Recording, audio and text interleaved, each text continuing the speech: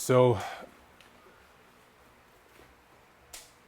for my studies over this camp,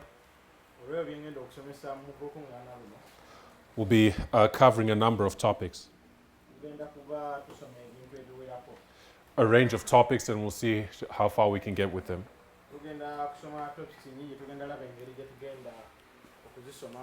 But with some of the material that's going to be covered, there's going to be overlap with some of the things that were covered over the last week at the school.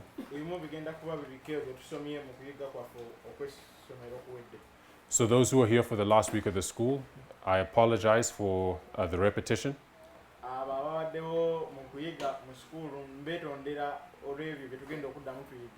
I hope it's beneficial anyway. Right, and then we'll see, depending on how much time it takes, what other topics we'll be able to go through. So my first study today will be on the last study I gave at the school.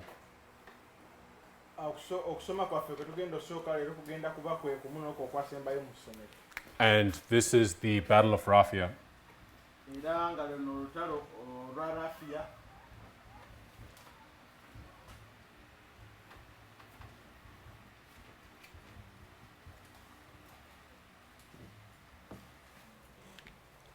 The Battle of Raphia as being fulfilled in 2019. Right. We've spoken about the significance of Bible prophecy.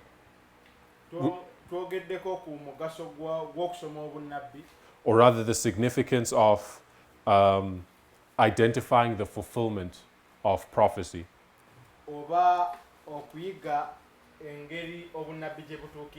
Right, because we're a prophetic movement.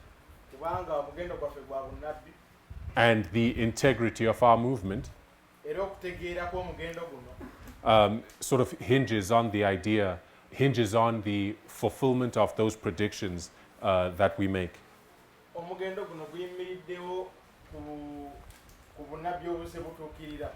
Right, the fulfillment of prophecy is a sign or a proof of the truthfulness of this message.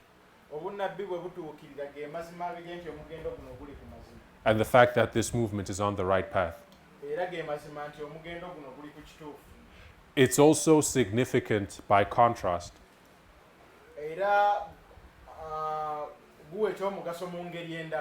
Because when we look at Future for America, those who've parted from us,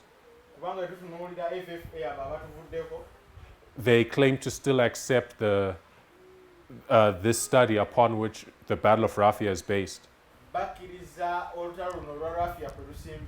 The study that was opened up in 2016. Right, but none of them are identifying the fulfillment of this prophecy. I'll argue none of them are able to identify the fulfillment of this prophecy.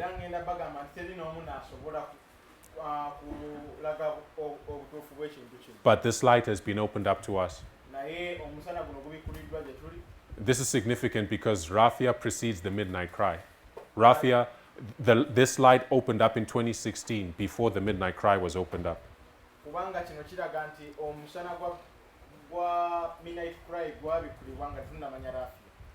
Right, it's light that they still claim to believe and accept. Right, so it says, it should say something that we are able to identify its fulfillment, whereas they cannot.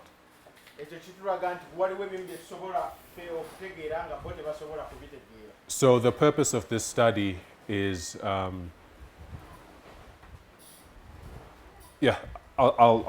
say that the principal purpose of this study is to demonstrate the correctness and integrity of this message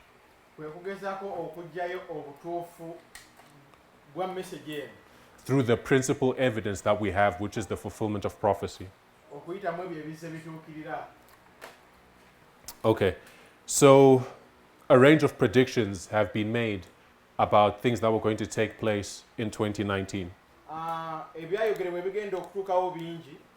Right, one is the antitypical fulfillment of the Battle of Raphia. Right, and in order to understand it, in order to understand the antitype or to understand the spiritual,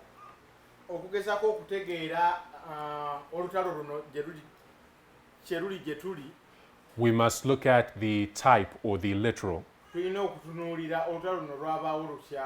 Right, the Battle of Raphia is a battle that took place in 217 BC. But in order to correctly understand it, we must put it within its context.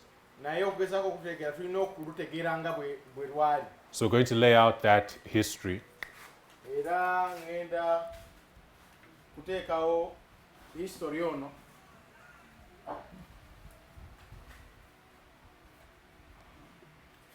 When you look at the Battle of Raphia, it was a battle between the king of the north and the king of the south.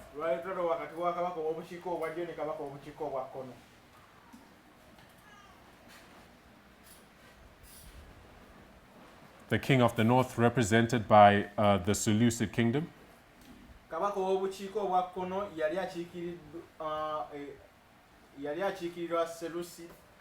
Right. The portions of Alexander's empire that were conquered by Seleucus.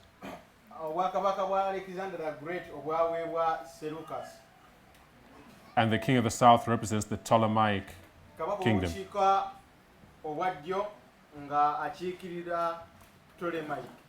The Seleucids controlled Babylon, the Ptolemies controlled Egypt.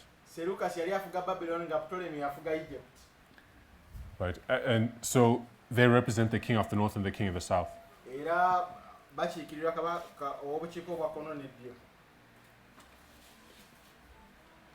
And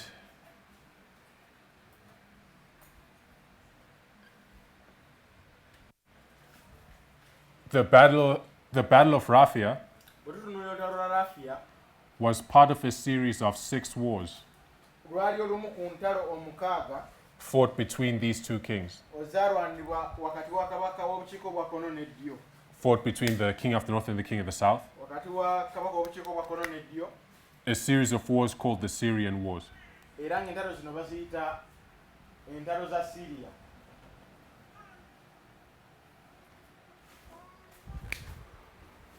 I'll read a few lines from a Wikipedia entry on the Syrian Wars.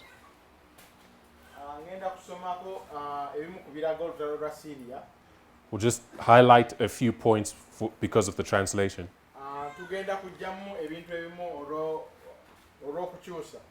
It says, the Syrian Wars were a series of 6 wars between the Seleucid Empire and the Ptolemaic Kingdom of Egypt. During the 3rd and 2nd centuries BC, over the region then called Coelo, Syria, one of the few avenues into Egypt.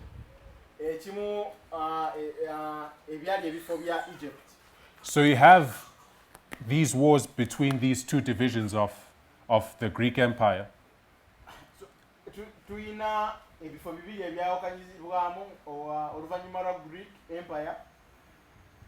And they were fighting over a specific portion of land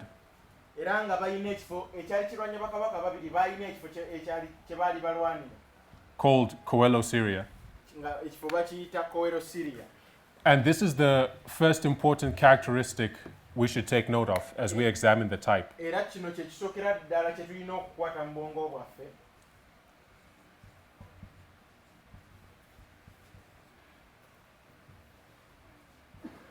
It's the fact that this conflict was not for the territory. The king of the north was not fighting to take over the king of the south's territory, which was Egypt. And the king of the south was not fighting to take over Babylon.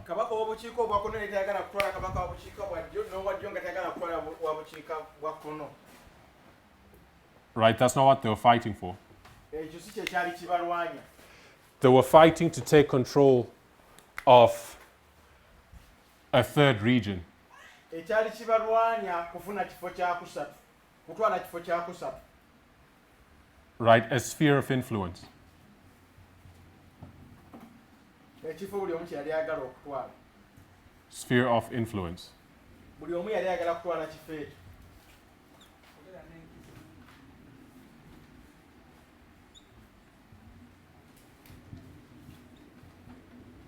Which was the region of Coelho, Syria. Era ng'ekifo bakiyita Coelho, Syria. Right? Why was Coelho, Syria, although it wasn't part of Babylon or Egypt, why was this area important to both these powers? Newankubadde ekifo kino Coelho, Syria tekyali mu bukiika bwa ddyo oba bwa kkono, lwaki kyali kya mugaso nnyo abantu bano okukyagala? It was important to both of them because it was a strategic region. It was one of the few pathways into Egypt.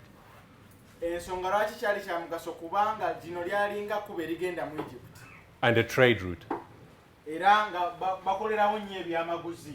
So Coelho, Syria becomes important to both these parties. Coelho, Syria efuuka ya mugaso kubanga bombi bali baagala kufunawo byamaguzi. Right, they want to control it. Era nga bonna baagala kifuga. Right, so we have the Battle of Raphia Tulina olutalo lwa Raphia as one of 6 wars that were fought over this sphere of influence. olutalo lwa Raphia lwe lumu ku ntalo omukaaga ezaali zirwanyirwa bakabaka bano ababiri. I'd like to put Raphia in context a little further. Njagala nyongero okwongera omusana ku kifo kya Raphia kino. Right, we understand that there were these 6 Syrian wars. Tukitegeera bulungi nti zino ze zaali entalo omukaaga. Where did these wars begin? Entalo zino omukaaga zitandika ddi? They began at the battle of Ipsus, Zitandikira ddala okuva ku lutalo lwa Ipsus. or rather the battle of Ipsus led to the Syrian wars. Oba olutalo lwa Ipsus lwe luleetera entalo zino omukaaga eza Syria. Right, so we'll speak a little bit about the battle of Ipsus. Bwe tuba twogera ku lutalo lwa Ipsus, I'll read a few lines from a Wikipedia entry. nina bye ngenda okusomako wano twongere okufuna omusana ku kyo. This is a Wikipedia entry on Coelho, Syria. So Bino bye ngenda okusoma ngenda kubijja mu Wikipedia eya Coelho, Syria. right, and it's going to speak about the battle of Ipsus. Era nga bino bigenda kwogera ku lutalo lwa Ipsus. It says, in 302 BC, Ptolemy joined a new coalition against Antigonus and took Coelho, Syria. So agamba nti Yeah. mu bisatu bbiri Ptolemy yeegatta awamu n'ekibinja ekyali kirwanyisa Antigonus. But he quickly withdrew on hearing that Antigonus had won a victory. Naye mangu nnyo n'avaayo olw'okuwulira nti Antigonus yali awangudde ekibinja kye yali agala okwegattako. He only returned when Antigonus had been defeated at Ipsus in 301 BC. Yabeegattako mu bisatu emu ng'awulira nti Antigonus awanguddwa. Coelho, Syria was assigned to Seleucus by the victors at Ipsus Coelho, Syria kyali kifo kya Seleucus because Ptolemy added nothing to the victory. kubanga Ptolemy talina kye yagattako okuwangula lutalo luno Seleucus asobole okutwala Syria.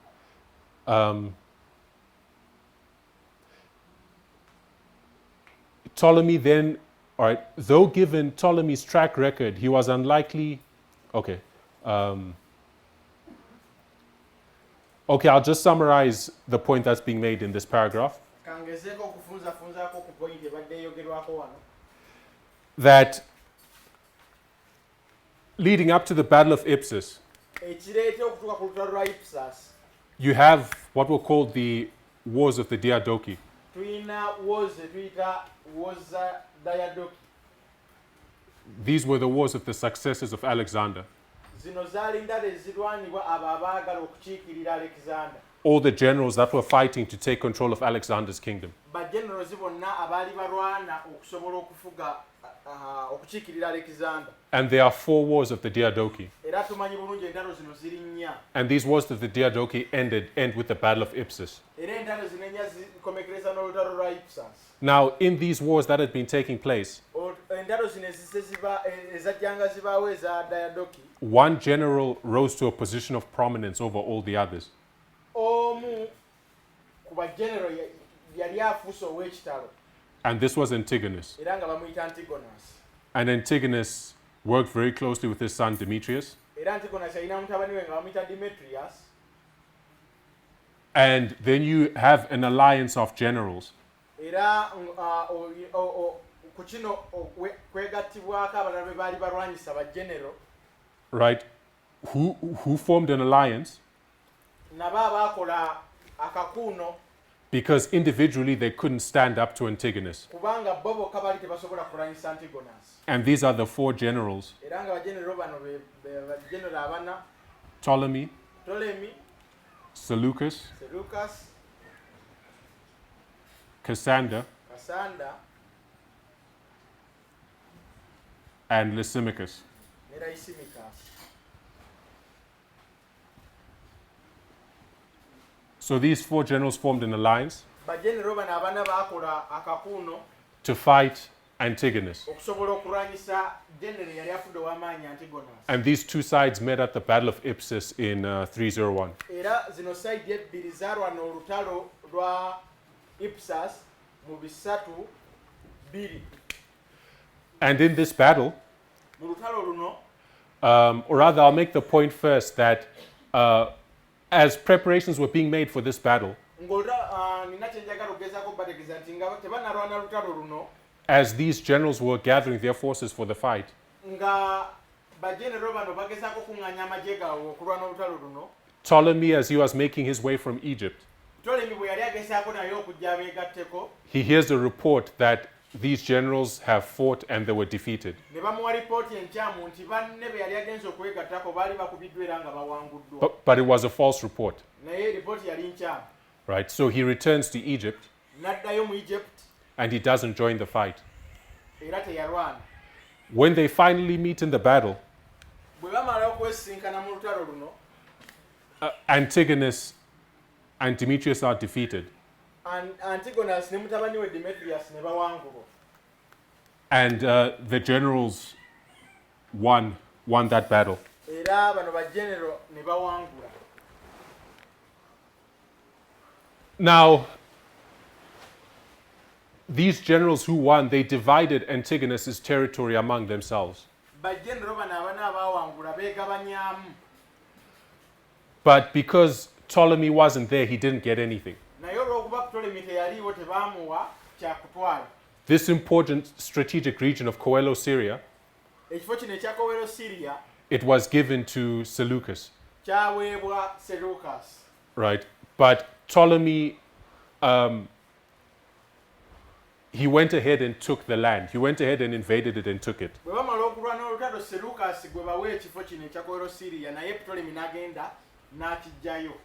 Right? So even though the land had been given to Seleucus, Newankubadde ekifo kyaweebwa Seleucus, Seleucus did not fight Ptolemy for it. Seleucus teyalwanyisa Ptolemy kukifuna kukitwala. The historians suggest because he remembered how Ptolemy had helped him N'ajjukira engeri Ptolemy gye yali azzenga amuyamba. when he fled Babylon, fleeing from Antigonus. Bwe yaddukira mu Babuloni ng'adduka okuva ewa Antigonus. Right? So Seleucus left Ptolemy with Coelo, Syria. Seleucus n'alekera Ptolemy Kowero Syria. But when Seleucus died and Ptolemy died, Seleucus ne Ptolemy bwe baafa, their successors abaabaddirira began to fight for that region. ne batandika okulwanira ekifo kino. And that's what this passage says. Era kye tubadde tusoma kibadde It says, the later Seleucids were not to be so understanding, abaabaddirira baali tebategeera nnyo, resulting in the century of Syrian wars between the Ptolemies and the Seleucids. era bano bwe baafa abaabaddirira bo ne batandikawo olutalo nga balwanira ekifo kino. The Battle of Panium in 200 BC, Olutalo lwa Panium olwa 200 BC, during the Fifth Syrian War, olwokutaano mu ntalo zino ezaalwanibwa, was the final decisive battle between the two sides lwe lwali olutalo olwasembayo mu sayidi zino ebbiri, in ending Ptolemaic control over the region. era nga bamaliriza Ptolemy ng'awanguddwa. So we also speak of the Battle of Panium bawogeddeko ne ku lutalo lwa Panium in 200 BC, mu 2 BC which was part of the Fifth Syrian War.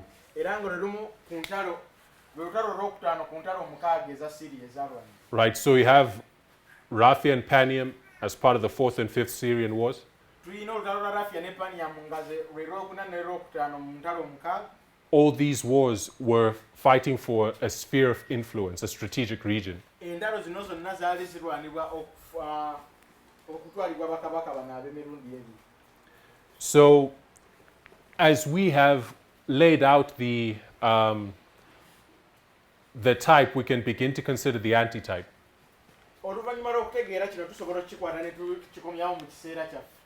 Right, studies have been shared for years now, since 2016, Ebyokuyiga bibadde bingi okuva 2016 which place Raphia ebiteekawo Raphia at what we used to call midnight, kye tuyita midnight which is 2019, nga ye 2019 and Panium in the antitype era Panium bwe tukituusa ne tukiteeka mu kiseera kyaffe is at the waymark we used to refer to as the midnight cry, yewe mark gye twali tuyita midnight cry which is 2021. era nga 2021. So we have the location for these two battles in the antitype. So tuyina wa we tussa entalo zino bwe tuba tuzikyusiza nga tuzisabye mu kiseera kyaffe. But in order to identify their fulfillment in the antitype, Naye bwe tuba twagala okutegeera engeri gye zituukirira mu kiseera kyaffe, right, we must look at the type as a model. tulina okutunuulira nga bwe zaaliwo nga bwe zaali. So today we have the king of the north Leero tulina kabaka w'obukiika obwa kkono and we have the king of the south. era tulina ne kabaka w'obukiika obwa ddyo. The king of the north Kabaka w'obukiika obwa kkono is the United States the USA and the king of the south is Russia. ne kabaka w'obukiika obwa ddyo ye Russia. And looking at the model, Bw'era bwe tuba tutunuulidde kye tugoberera oba olutalo lwennyini lwe tugoberera which is the type, era nga kwe tujja okuteeka application gye tukola, we know that whatever the Battle of Raphia looks like in our time, olutalo lwa Raphia kyonna kye lufaanana it's not a direct conflict by the United States for the territory of Russia. tukimanye bulungi nti bakabaka bano ababiri tebalwanira, buli omu talwanira nsi ya munne, And it's not a direct conflict by Russia for the territory of the United States. era tukimanyi nti ne kabaka ne Russia talwanira USA. Right? The model tells us that it will be a conflict over spheres of influence. Tukimanyi bulungi nti bonna balwanira ebifo mwe bayinza okufugira.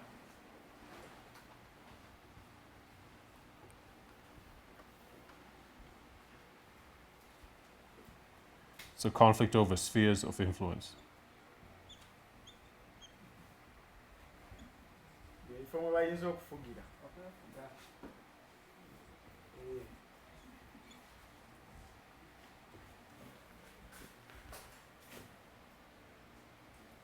Ebifo bye bayinza okwefuga.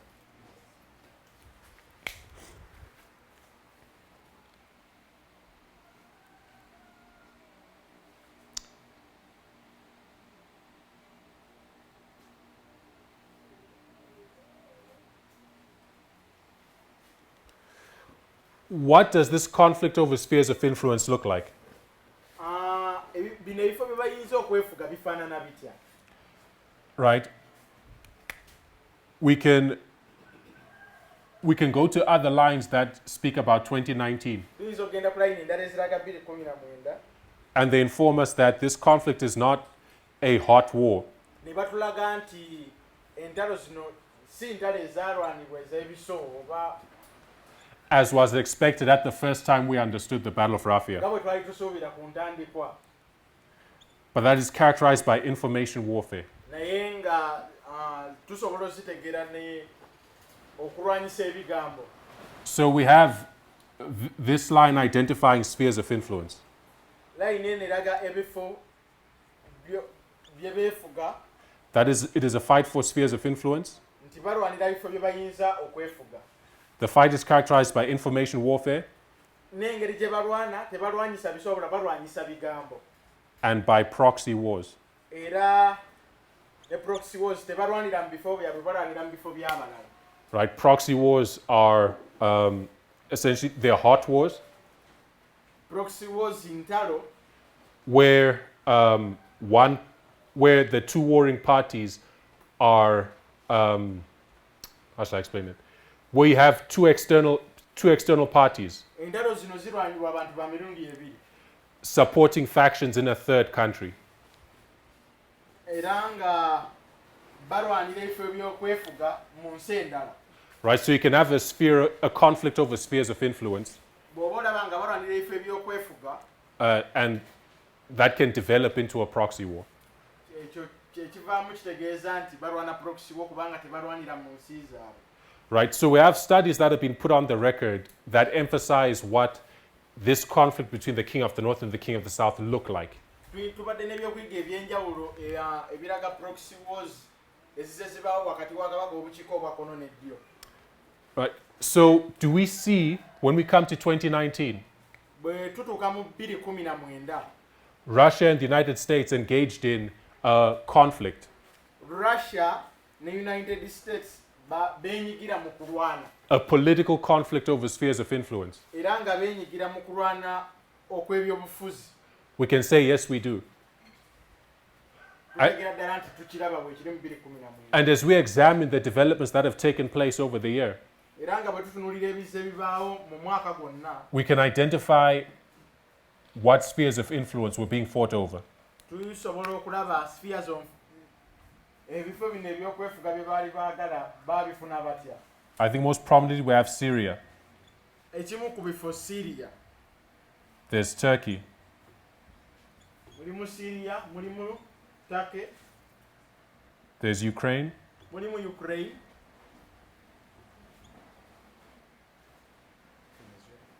there is Libya, mulimu Libya, Venezuela, mulimu Venezuela, and Africa. ne Africa. So again, looking at our type, Bwe tuba tutunuulidde layini gye tugoberera, the Battle of Raphia, olutalo lwa Raphia, who won that battle? ani yawangula olutalo? The king of the south won. Kabaka w'obukiiko obwa ddyo ye yawangula. And Panium, we know that here the king of the north wins. Era tukimanyi bulungi mu lutalo lwa Pania kabaka w'obukiiko obwa kono yawangula. But what we should see in the antitype of the Battle of Raphia Naye kye tuteekeddwa okulaba mu kiseera kyaffe, is that in this conflict over spheres of influence, mu kulwala kuno olw'ebifo bye baagala okwefuga, right, we should see Russia come off the victor. tuteekwa okulaba nga Russia yeewangula. We should see the king of the south winning against the king of the north. Tulina okulaba nga Russia ewangula kabaka w'obukiiko obwa kono USA. Right, that's what the model points to. Kubanga kyekyo kitulagibwa mu lutalo lwa Raphia olutuufu. So can we see a fulfillment in history? Ndowooza tulaba bwe kiddibwamu mu kiseera kyaffe.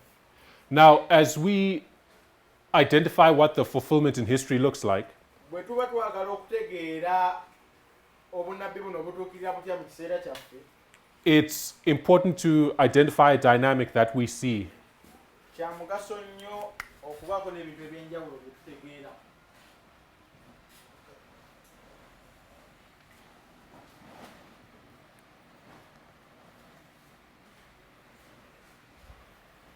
We have 2019, Tulina 2019, and 2019 is part of a prophetic dispensation that began in 2014.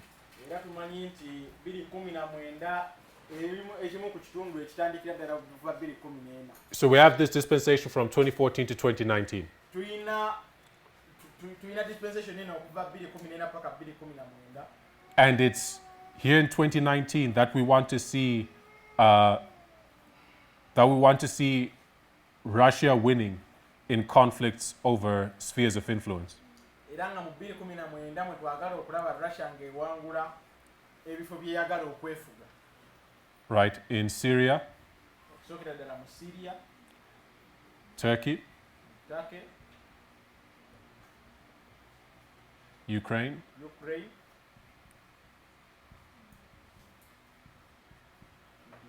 Libya, Libya,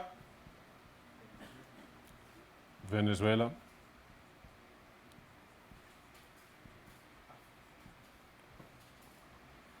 and Africa. So we want to see developments in connection with these spheres of influence in 2019, twagala kulaba byatuukawo bitya mu kiseera kyaffe. right, where the king of the south is winning. Kabaka w'obukiiko obwa ddyo wawangulira. But as we look at these spheres of influence within the context of this dispensation, Bwe tuba tutunuulira entalo zino okusinziira mu kiseera ekyo, we see that the fulfillments, we're going to see that the fulfillments that we see in 2019, tugenda kulaba nti ebituuka mu 2019 we can identify the beginning of that development in 2014. tutandika okubirebera ddala okuva mu 2014. So there is a sort of bookend. There's a bookending that we see within the context of this dispensation. So tugenda kulaba nti bino byonna bisobola okukola mu kiseera kyaffe. A bookend is basically what you see at the beginning is what you see at the end. Tugenda kulaba nti kye tulaba ku ntandikwa kye tugenda n'okulaba ku nkomerero.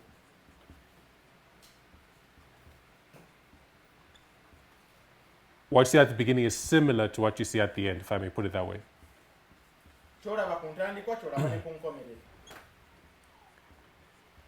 So we're going to identify the developments that took place with each of these spheres of influence. Tugenda kulaba biki ebyatuukawo mu bifo byonna bye baali baagala okwefuga. That took place with each of them in 2019. Era nga buli kimu kyatuukawo mu 2019. But we're also going to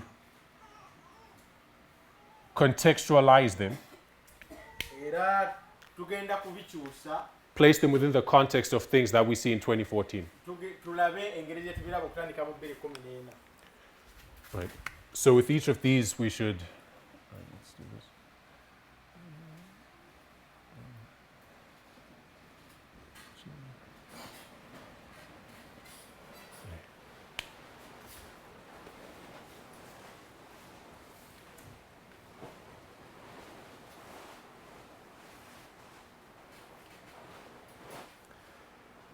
Okay, so beginning with Syria, Otandika ddala ne Syria. what do we see taking place with Syria in 2019? Ki ddala kye tutandika okulaba ne Syria mu 2019. I think the most significant development is something that we should have seen, something that we should have been paying attention to, Ebyatuukawo mu Syria bye bintu bye twandisinze ddala okuteekako ebirowoozo byaffe. which was Trump's announcement that he was withdrawing US troops from northern Syria. Trump wagambira nti agenda kuggyayo amagye ge okuva mu Syria. I believe that was in October, if I'm not mistaken. Bwe mba siriba ekyo kyatuukawo mu October. Maybe someone has a better recollection. But in any case, Trump made an announcement that he was withdrawing his US troops from northern Syria. Trump yayogera nti agenda kuggya amagye ge okuva mu Syria. And this left a power vacuum. Era kino ne kirekawo space. Yeah. It left a power vacuum that was very quickly filled by who? That was, USA wevaawo n'alekawo ebbanga lino ani yali. it left a power vacuum that was very quickly filled by Russia and Assad. Era ebbanga lino bwe yalekawo Russia nejja nejjuzaawo wamu na Assad. All right, so I just have a few notes to contextualize this development that we see in 2019. Alina notisi entini ze njagala tulabe olutalo lwa Syria bwe lutuukirira mu 2019. because it's useful to understand why this conflict is important to the two parties in the first place. kubanga kya mugaso nnyo okulaba pati ezi zino ebbiri zituukirira zitya. Right, Coelho, Syria was a strategic region important to both the king of the north and the king of the south. kubanga butunira Koolo Syria kyali kifo kya mugaso wakati wa kabaka obukiiko bwa ddyo n'ekkono. Why is Syria important to both Russia and the United States? Lwaki Syria kati ya mugaso nnyo wakati wa USA ne Russia. I'm going to read portions of a title of a news article. Ngenda kusoma news article eziwerako. It's an Australian news website. It's called Mawulire gava mu Australia. news.com.au. Mawulire bagayita news.com.au. And the article is called, Article eyitibwa says, is the fight over a gas pipeline fueling the world's bloodiest conflict? bwete bwegamba. Is the fight over a gas pipeline fueling the world's deadliest conflict? Okulwanira gas pipeline. Right. So I'll just read a few lines from this article, Ngenda kusoma line entinitini okuva mu article eno. then summarize the point being made. Ndyoke nsummarizing it. It says, many have questioned why Russia became involved in the Syrian war, Abamu ku bantu babadde beebuuza lwaki Russia yeenyigira mu Syria. but often overlook the fight over natural gas. Naye bagezaako okutunuulira walako okusinga ku natural gas gwe baali balwanira. 80% of the gas that the Russian state-controlled company Gazprom produces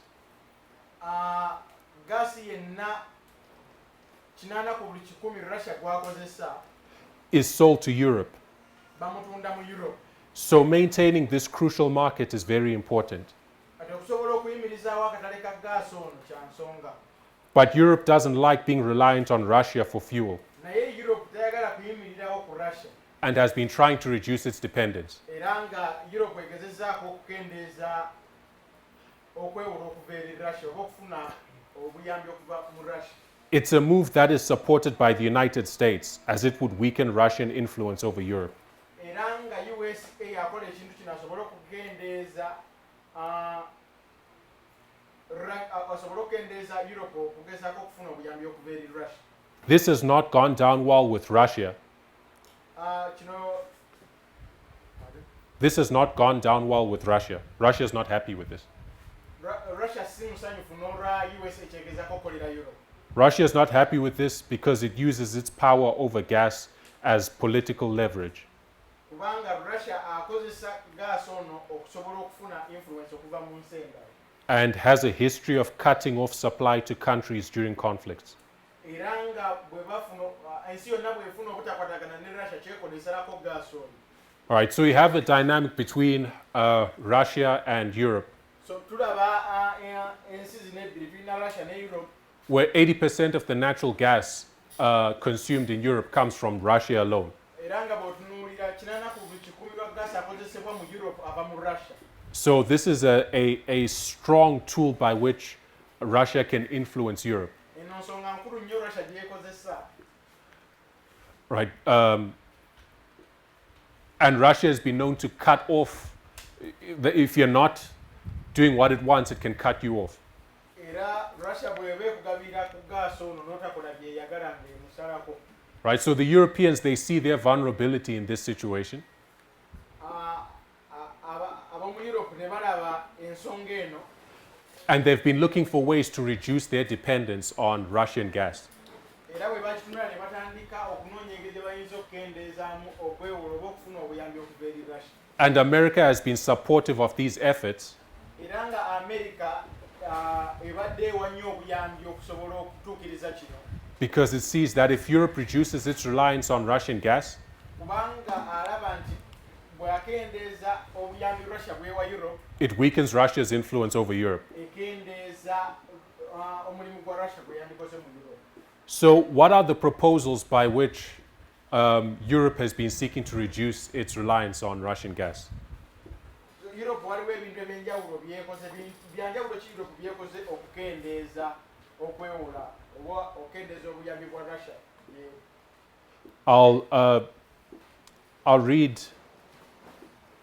I'll continue reading portions of this article. Ngenda kwongera okusomako mu maaso.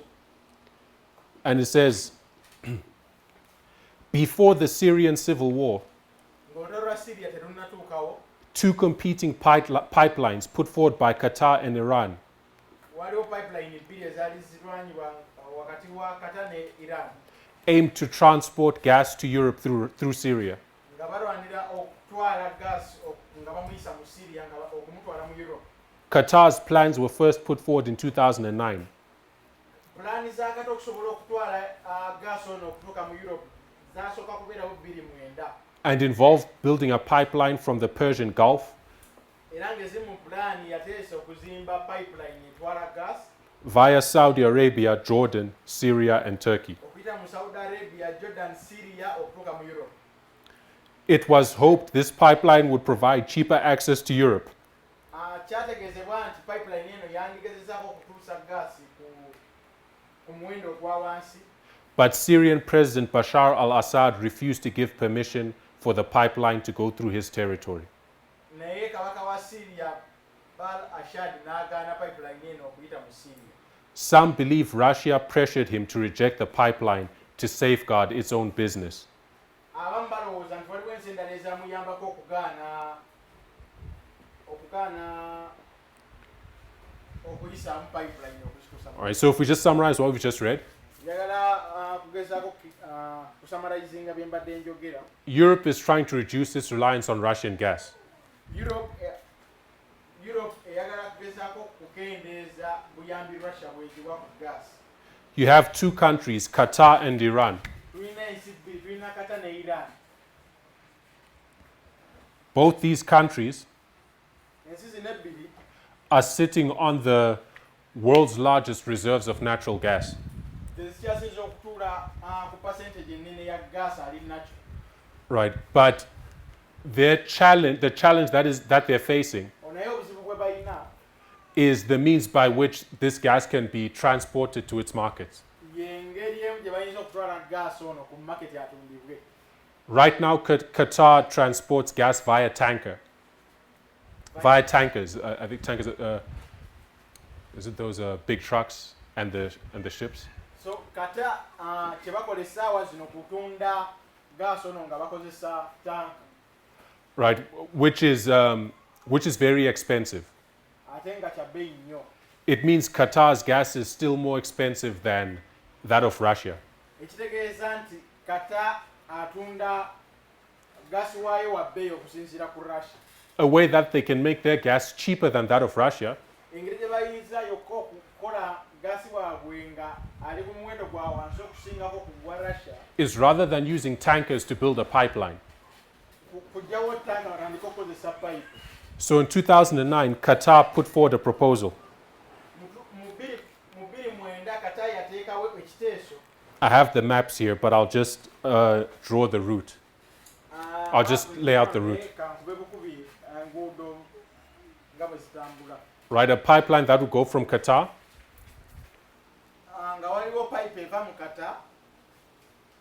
the Persian Gulf via Saudi Arabia,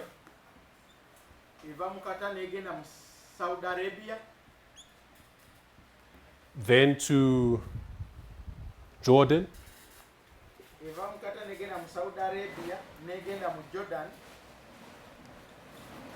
then to Syria,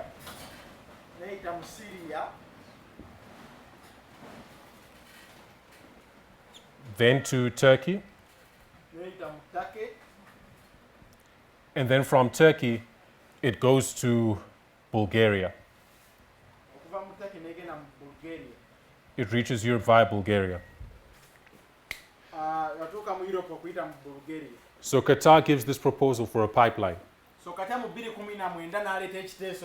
The important point being that it passes through Syria.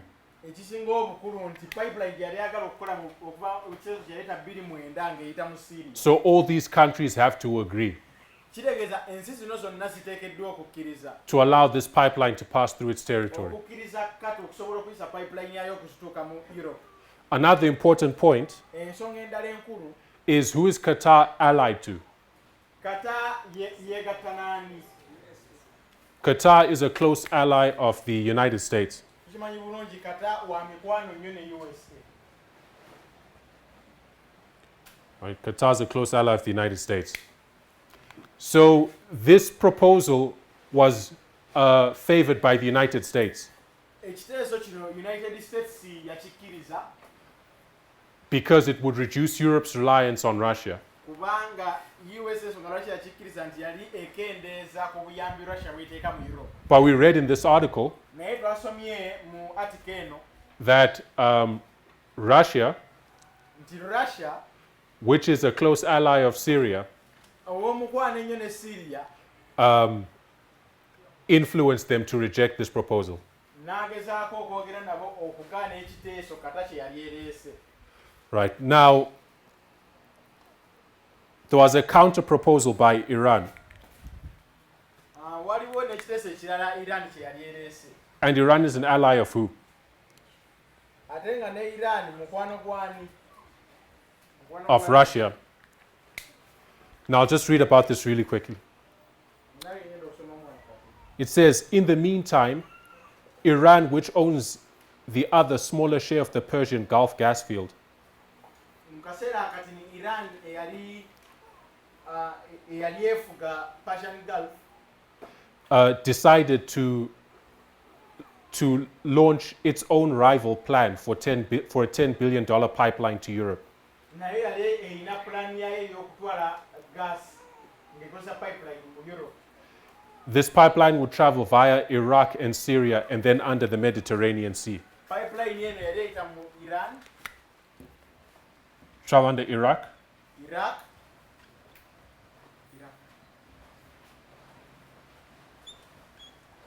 Syria, negenda mu Syria, then travel under the Mediterranean Sea, negenda okuyita mu Mediterranean Sea, and then reach Europe via Greece. netuuka mu Europe ng'eyitidde mu Greece. So again, you have Syria. Ogenda okutunuulira nti Right. era ne Russia Iran pulaani gy'erina naye epulaninga kuyisa mu Syria. So this pipeline, it works in favor of Russia and not in the favor of the United States interests. Pulaani ya Iran yali esinga kufevalinga Russia si USA. But then we read on, it says, these plans apparently had Russia's blessing. Nti agamba Iran pulaani gy'ali ekoze yalimu omukisa gwa Russia Possibly because it could exert more influence over Iran. kubanga Russia yalina obwefuge bungi mu Iran. Which, unlike Qatar, did not host a US airbase. Ate okusingako kata kuba kata obuyambi yali abujja mu USA. Assad signed off on the Iran plan in 2012. Assad signed off on this plan in 2012. Assad yakkiriza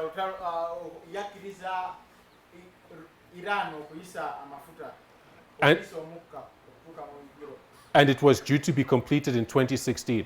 Era nga kyali kirina kukomekerezebwa pulaani yalina kukomekerezebwa mu 2016. But it was ultimately delayed because of the Arab Spring and the civil war. Naye byalwamuko olwa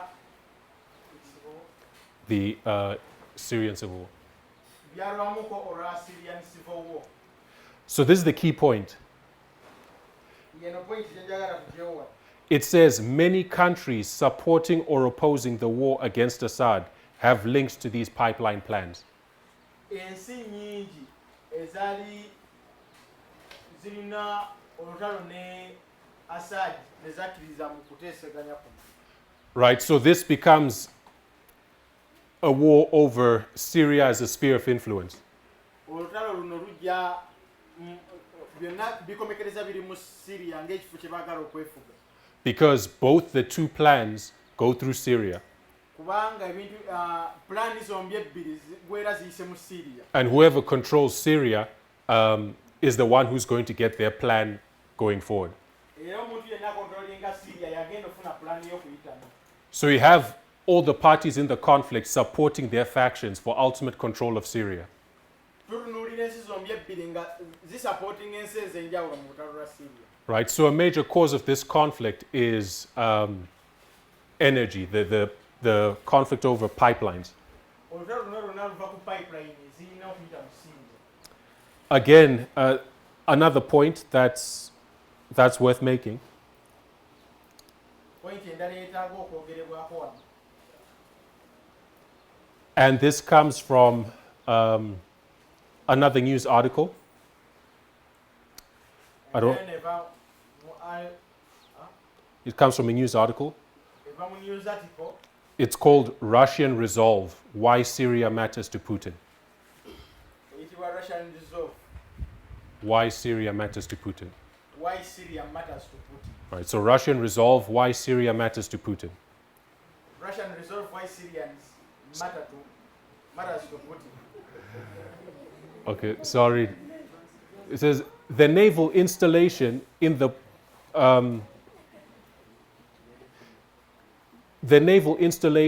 port city of Tartus. The naval installation in the city of Tartus. Naval ships. A ship. A naval installation is a place where ships are kept.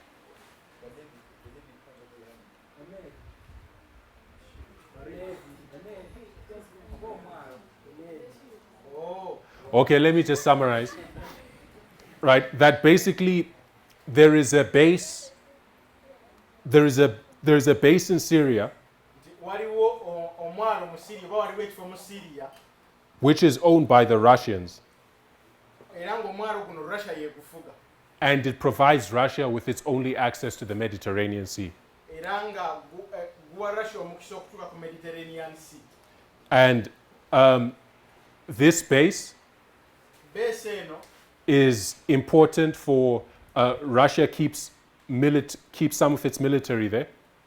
ya mugaso kubanga Russia erina ebyokulwanyisa byeteekayo, It's also an important hub of trade. It facilitates trade. era nga kifo kikulu kubanga Russia ekolerawo n'okutunda n'okugula, And there's also a Russian Air Force base in Syria as well.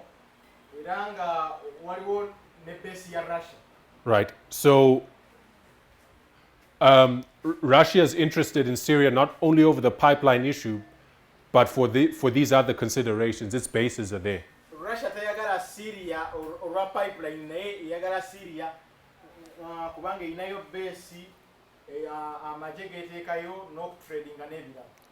So we're identifying the context of this, the context of the Battle of Raphia. Kyetubadde tugezaako okutegeera lwe lutalo lwa Raphia.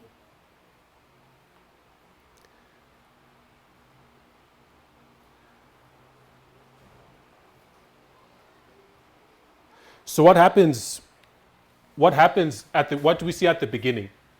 Kiki tulaba ku ntandikwa.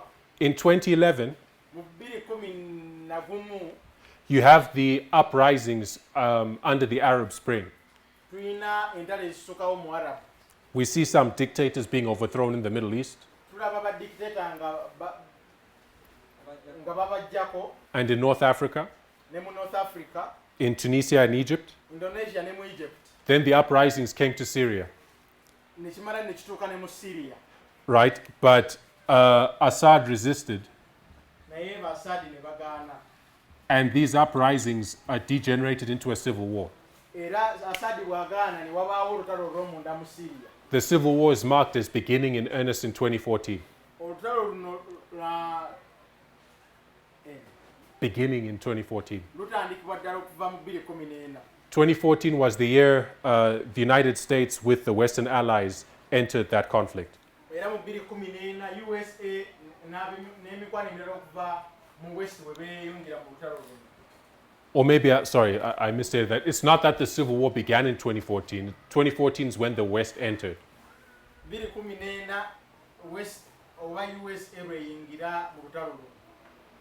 Right, so 2014 we see America entering this conflict, which is really a conflict with Russia.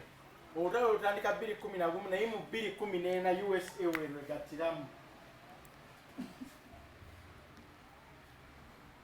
And who wins this conflict in 2019?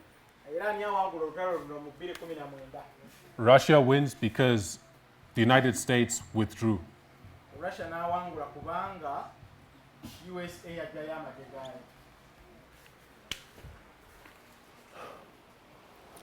I'll read just a few lines from a news article.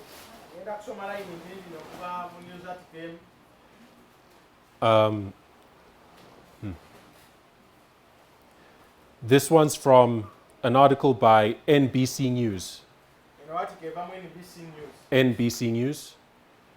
And it's called, As the US Withdraws, Assad and Putin are emerging as the winners in Syria.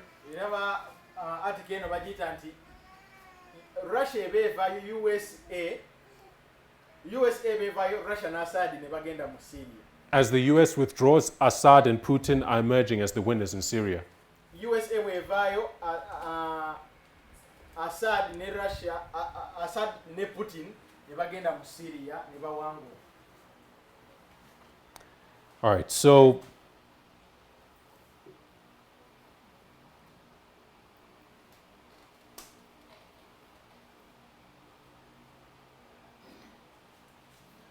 I mean, I won't read this one, I'll just summarize it. Kino sigenda kisoma ngenda kukifunzafunzaamu It's basically making the point that I've already spoken to, kubanga kyogera ku nsonga emu gye nayogeddeko emabegako. that because of Trump's withdrawal in 2019, Kubanga Trump bw'aba ava mu Syria mu 2019 a power vacuum was left in Syria space neerekebwawo mu Syria. that is filled by Putin and Turkey. Ebbanga lyo bwe lirekebwa mu Syria Assad ne Putin ne balijjuza. And this article even points to the fact that Era article eno eraga nti the very bases that were left by the US troops, ensonga lwaki USA yavaayo right, the Russians moved into them as they were left standing. nti Russia bw'emala okuvaayo USA bw'emala okuvaayo Russia wenyini USA we yava we yadda. Right. So this was an important development Era eno yali nsonga nkulu because it left even US allies in Syria stranded. kubanga yaleka mikwano gya USA mu Syria nga tebabitegeera bulungi Such as the Kurds.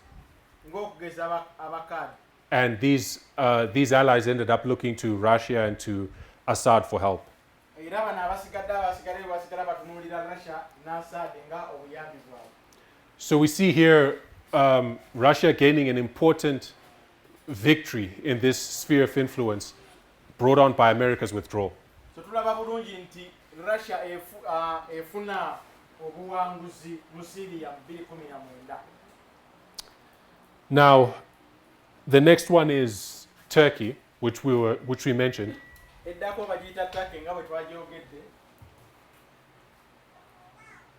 But I think before I start this one, I won't start this one. Eno sigenda gyongerako. I'll just summarize what we've put down so far. Ngenda gezako kufunzafunzaako bye tubadde twogera. All right, so what is the fundamental point? Ensonga enkulu eriki? In 2016, light opened up to us about the Battle of Raphia.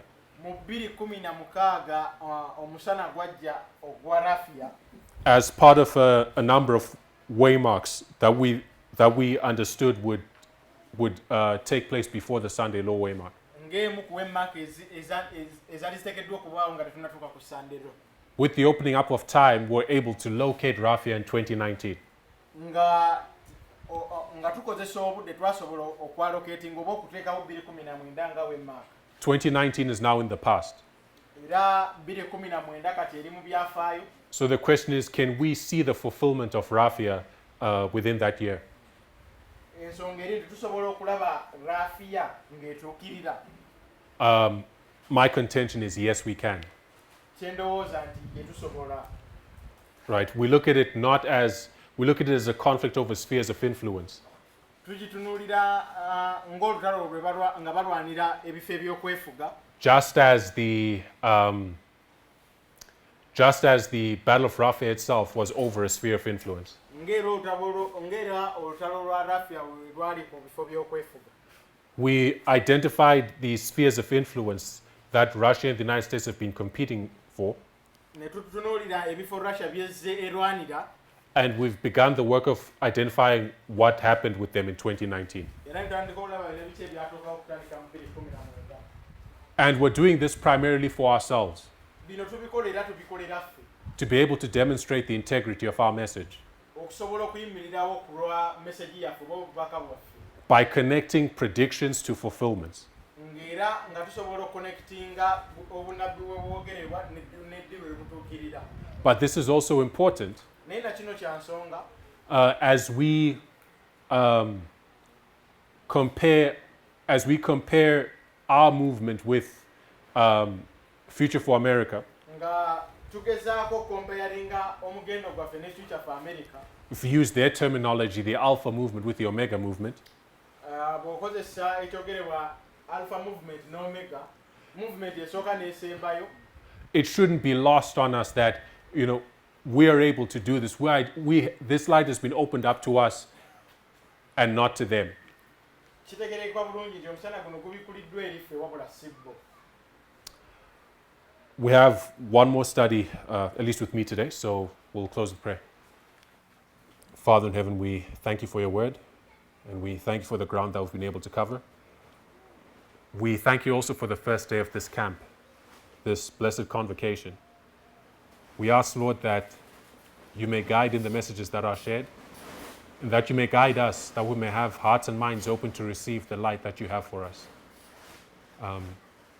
Please bless the equipment and the recordings, that this light may go out to your brethren across the world field. And Lord, we ask for your blessing throughout the rest of this day. In Christ's name we pray. Amen.